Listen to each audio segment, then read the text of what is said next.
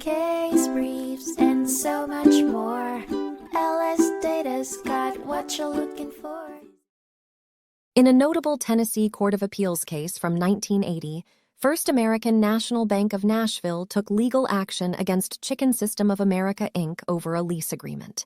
As the case unfolded, it highlighted the crucial legal principle that an assignee of a lease is only responsible for the terms of the lease if they have explicitly agreed to be bound by them. First American National Bank, Trustee, originally leased a property to Chicken System of America, Inc. in 1968 for a term of 180 months.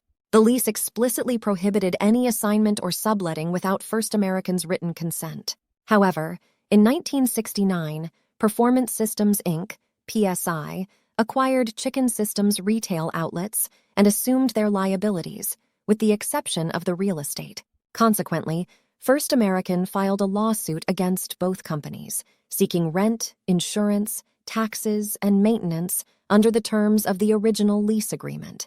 During the legal proceedings, First American and PSI fielded 10 proposals from potential tenants for the property. Eventually, First American entered into a new lease agreement with Sir Pizza of Madison without consulting PSI or obtaining their consent. The court ultimately ruled for First American to recover $47,384.27 from PSI on the basis of privity of estate. However, it also determined that the lower court was mistaken in allowing First American to lease the property to Sir Pizza without PSI's consultation.